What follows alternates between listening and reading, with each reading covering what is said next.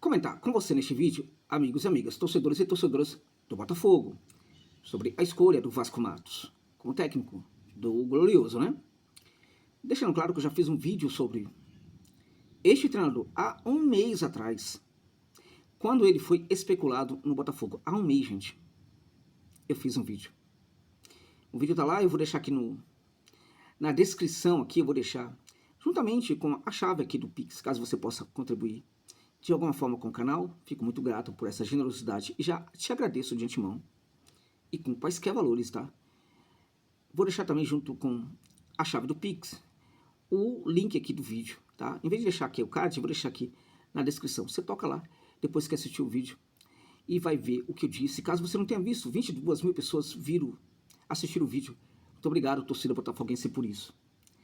Então aqui é uma atualização, de certa forma, sim, né? Mas muito pouco, que eu vou falar pouco da qualidade técnica do Vasco, já que eu já falei disso anteriormente. Eu quero abordar outras questões que para mim são relevantes, com a sua permissão.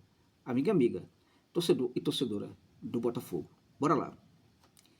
Veja, a escolha do Vasco Matos, ela se insere dentro de várias questões aí, né?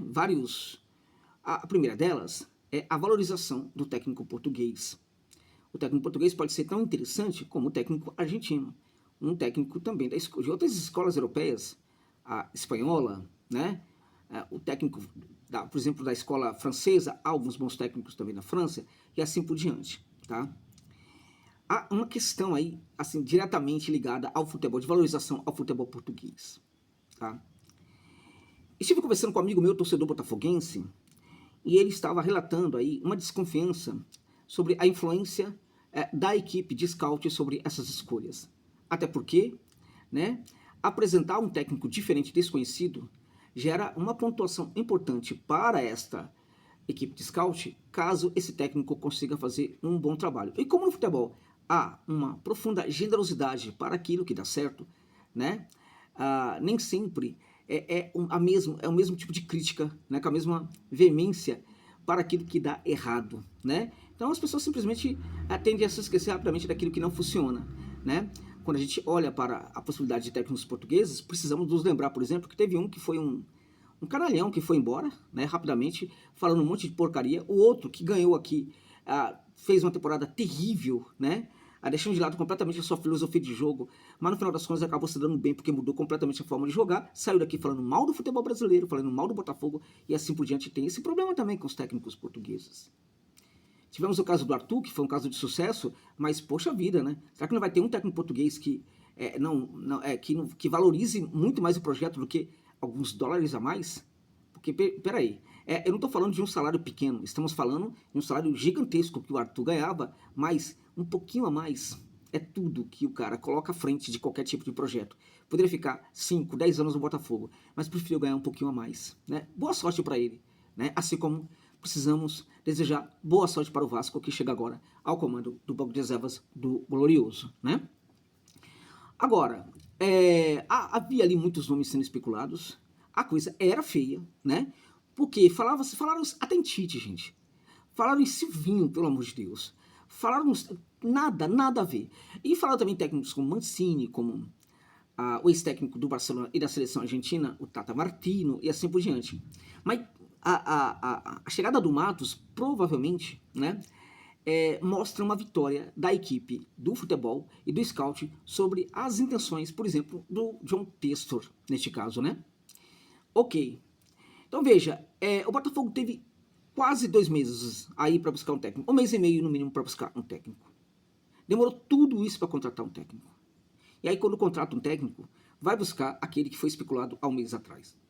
Isso é absurdo, gente. Para começo de conversa, isso já é um absurdo. Se era para trazer o Matos, que contratasse antes, né? Porque ele já teria 1 mês, pelo menos, para trabalhar a sua adaptação ao futebol brasileiro, assim como também para adaptar os jogadores à sua filosofia de jogo. Nada disso aconteceu. Por isso que é um erro, né? E este erro, na minha opinião, mostra, de certa forma, uma indiferença ao Botafogo com a qual eu não concordo, tá? Estava relatando também com o meu amigo botafoguense.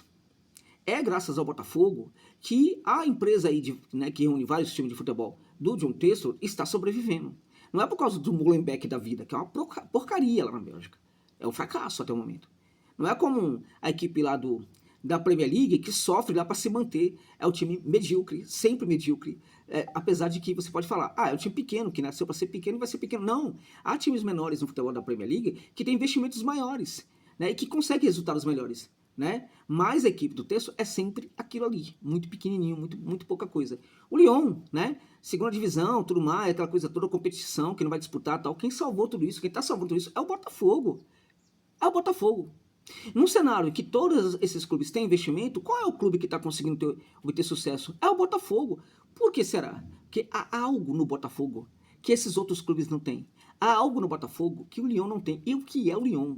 Vamos lá, o que é o Lyon perto do Botafogo? Não é nada. Absolutamente nada. Agora, se o texto usa a grana que o Botafogo conquista, ganha, para investir nesses outros clubes, isso é uma questão do texto, da empresa dele, até porque ele é o dono da SAF. Então é um direito dele. Eu não discuto isso, eu não debato isso. Eu acho hipocrisia que os antibotafoguenses façam esse debate. Acho até que é um debate que o botafoguense pode fazer, mas o que é complicado também, porque tem legitimidade quem vai defender essa tese, né, falando, não, peraí, mas é uma SAF, e aí não tem o que falar. Agora, eu acho hipocrisia da parte dos outros que usam de tudo, né, para tentar atacar o Botafogo, tá? Todos os anti-Botafogo tentam atacar o Botafogo na medida do possível, tá? E acho que até em virtude disso, é necessário também que os gestores do Botafogo olhem para a situação do torcedor, tá? Que às vezes fica numa situação muito complicada, porque os seus adversários acabam tendo ali muito recurso para detoná-los, né? Para ficar tirando onda, para ficar tal. Isso é muito importante para o torcedor, né? Que o adversário não fique tirando muita onda, né?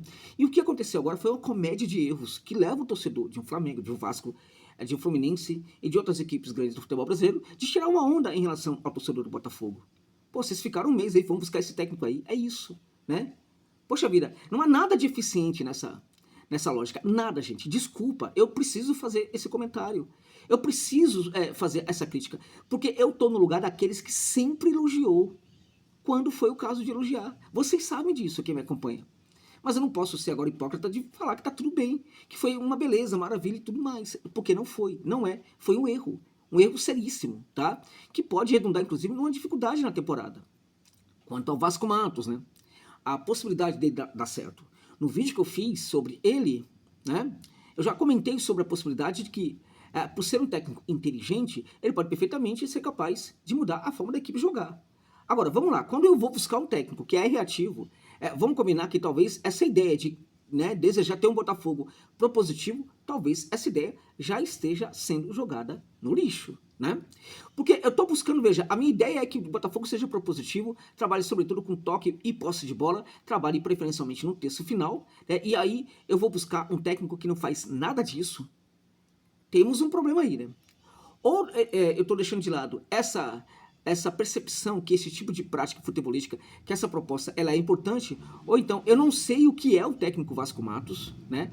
Ou então eu acho que ele é muito bom e em virtude disso ele é capaz de mudar completamente a maneira como ele sempre trabalhou as suas equipes de futebol, tá?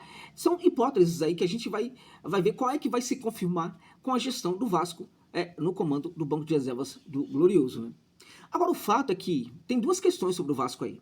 Duas questões que delineiam o seu perfil de uma maneira que eu vou pontuar para você já. Duas questões. A primeira questão sobre o Vasco Matos é o fato de que ele só treinou equipes pequenas, tá? Este é um ponto.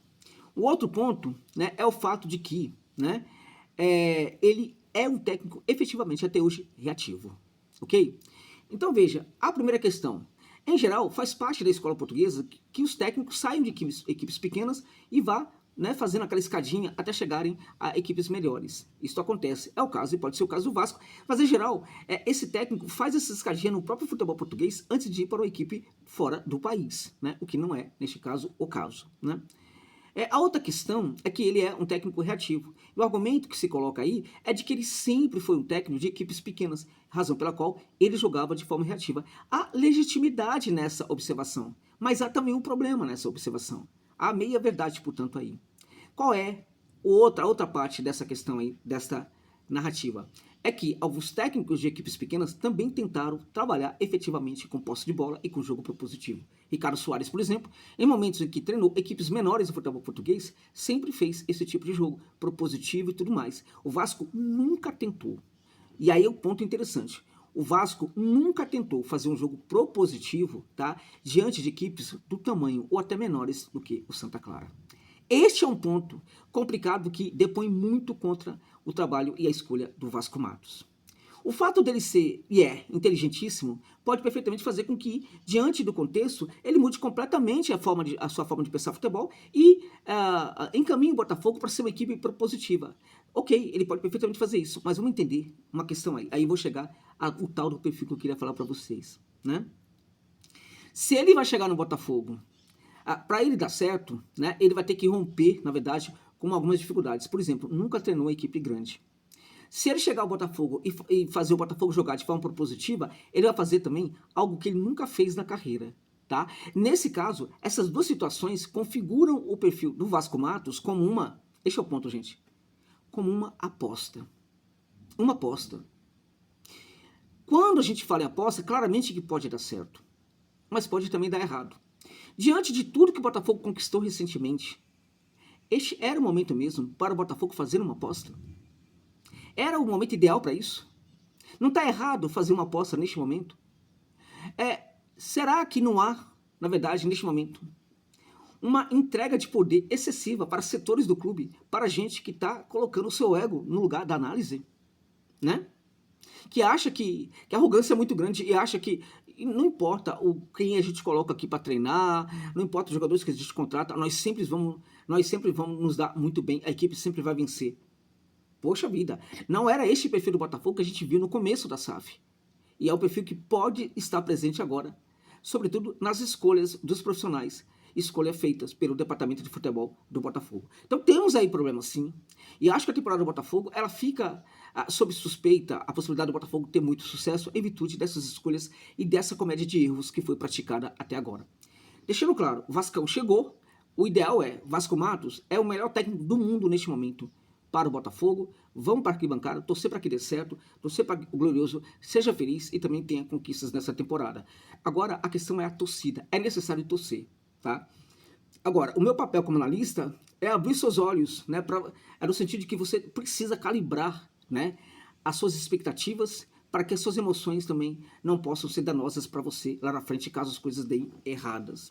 É muito importante neste momento que você calibre, o que não é fácil para torcedor de uma equipe que vinha ganhando, né, calibrar suas expectativas e de repente entender que talvez não possa ganhar ou vai ganhar muito menos e assim por diante. Né? Então essa é uma maldade que se faz contra o torcedor e contra a torcedora. E é uma maldade que este Botafogo, né, desses profissionais e da SAF também fizeram contra os torcedores e torcedoras do Glorioso. Mas como eu disse, é momento de ir para a arquibancada e torcer para que tudo funcione, para que tudo dê certo, amigos e amigas. É isso. Se gostou da análise, e se você puder, deixa o like, deixa o comentário, critique, deixe sugestão. Se você puder, deixa aí também uma contribuição, valeu demais, ou então um Pix, eu até prefiro, até mais importante, um Pix para dar uma força aqui para o trabalho. De qualquer valor, fico muito grato antecipadamente por essa generosidade. É isso, gente. É isso.